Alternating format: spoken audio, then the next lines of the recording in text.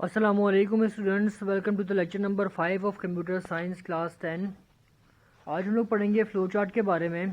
तो basically flow chart होते क्या हैं, रफली सब मैं आपको बताता हूँ। एल्गोरिथम की पिक्टोरियल रिप्रेजेंटेशन होती है फ़्लो चार्ट। फ़्लो चार्ट में हम लोग अपने रिप्रेजेंटेशन यानी डेटा के फ़्लो को कह लें कि या हमारे एल्गोरिथम का लॉजिक जो है वो पिक्टोरियल वे में एक्सप्लेन करते हैं। इसका फ़ायदा क्या होता है या हम इसको बनाते क्यों हैं। देखें, एक अगर मैं टॉपिक से हट के बात करूं तो मैं आपसे कहूँगा कि अगर एक चीज़ ग्राफिकली प्रेजेंटेशन उसकी हो रही है तो वो बहुत ज़्यादा अट्रैक्टिव होती है। ठीक है, एक चीज़ ग्राफिकली हम लोग ज़्यादा जो है वो अंडरस्टैंड कर लेते हैं। थ्योरी है पढ़ के वैसे भी जो है वो एक इंसान बोर हो जाता है, एक एक वर्ड पे इतना ध्यान फोकस इतना ज़्यादा जो है वो नहीं हो पाता। ठीक है, मिस्टेक्स है, राइटिंग इश्यूज़ हैं, टाइपिंग इश्यूज़ हैं। तो ये कह लें कि एक पिक्टोरियल वे में अगर चीज़ होती है, ये एक परफॉर्मिंग उसकी जो प्रेजेंटेशन है वो एक ग्राफिक फॉर्म में होती है, तो वो चीज़ जो है वो ज़्यादा अच्छे तरीके से समझी जा सकती है। फ्लो चार्ट के अंदर जो है वो इसे स्पेसिफाइड सिंबल्स होते हैं। इन सिंबल्स के अपने मीनिंग होते हैं। यानी ये समझ लें कि हमने कोई भी सिंबल ऐसी जो है वो ड्रॉ नहीं कर देना, या ये कहना कोई इलॉजिकल या कोई प्रॉपर ऑर्डर वाली, विदाउट ऑर्डर वाली कोई ऐसी चीज़ नहीं है। हर सिंबल के अपने मीनिंग हैं। तो जो इस फील्ड से रिलेटेड लोग होते हैं वो देख लेते हैं कि बेसिकली यहाँ पे जो है वो क्या डिस्कस हो रहा है, कौन सा सिंबल यूज़ हो रहा है, तो यहाँ पे कौन सा फंक्शन परफॉर्म हो रहा होगा। हमारे पास फ्लो चार्ट के अंदर जो सिंबल हैं वो है स्टार्ट और एंड सिंबल। तो बेसिकली ये बताता है कि आपका प्रोग्राम कहाँ से स्टार्ट हो रहा है, या ये कहना है कि किस प्रोसीजर से, ये जो प्रोसीजर हमने शुरू किया है उसका स्टार्ट जो है वो कहाँ से है। ठीक है, ये ओवल शेप सिंबल जो है हमारे फ्लो चार्ट के स्टार्ट और एंड पे लगता है।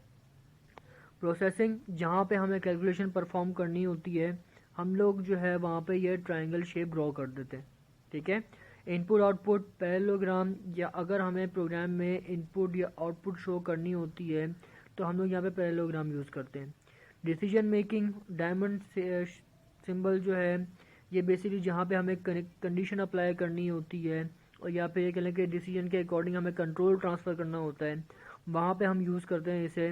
जैसे कि फॉर एग्जांपल मैं आपको बताता हूँ कि आप लोग गेम खेलते हैं, तो अगर आपकी फ्यूल जो है ओपोनेंट से ज़्यादा होती है तो अकॉर्डिंग टू कंडीशन अगर आपकी फ्यूल ज़्यादा है तो आपको नेक्स्ट स्टेज में भेज देंगे।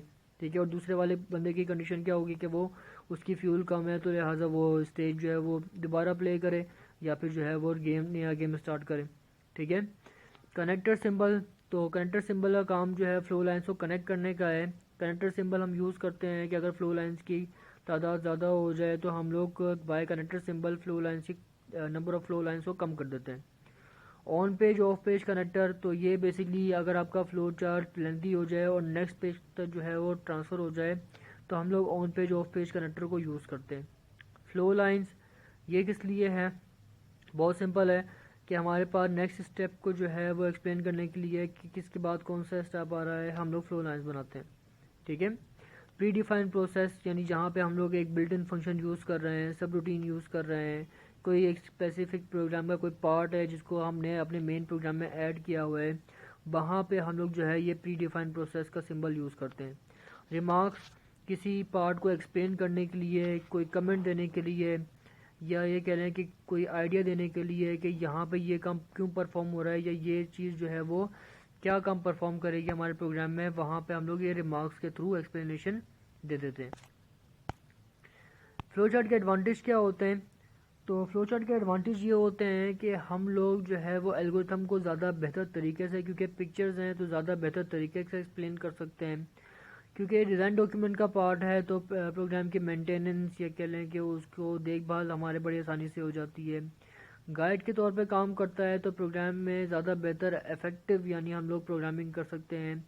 और क्योंकि यहाँ पे सिंबल्स हैं तो फॉर्मुलेशन या कह लें कि ओवर राइटिंग नहीं होती, तो उससे जो डीबगिंग का प्रोसेस है वो काफ़ी ईजिली परफॉर्म हो जाता है।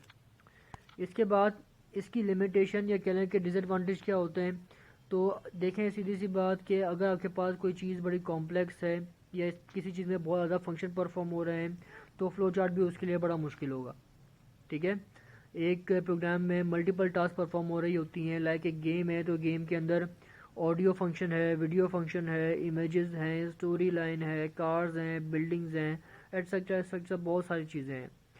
तो अगर जैसे हमारे पास अगर कोई प्रोग्राम बहुत कॉम्प्लेक्स है, उसमें बहुत सारी चीज़ें हैं, तो जाहिर सी बात है उसके लिए फ़्लो चार्ट भी थोड़ा सा टफ़ हो जाते हैं, बल्कि थोड़ा सा मैं कह रहा हूँ तो काफ़ी टफ़ हो जाता है।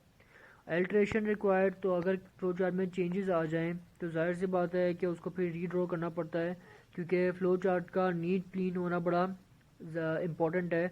अगर क्लीन ना हो, अंडरस्टैंडेबल ना हो, तो जाहिर सी बात है कि फ़्लो चार्ट फिर यानी एल्गोरिथम को फ़्लो चार्ट में कन्वर्ट करने का कोई लॉजिक नहीं रह जाता, कोई फ़ायदा नहीं रहता।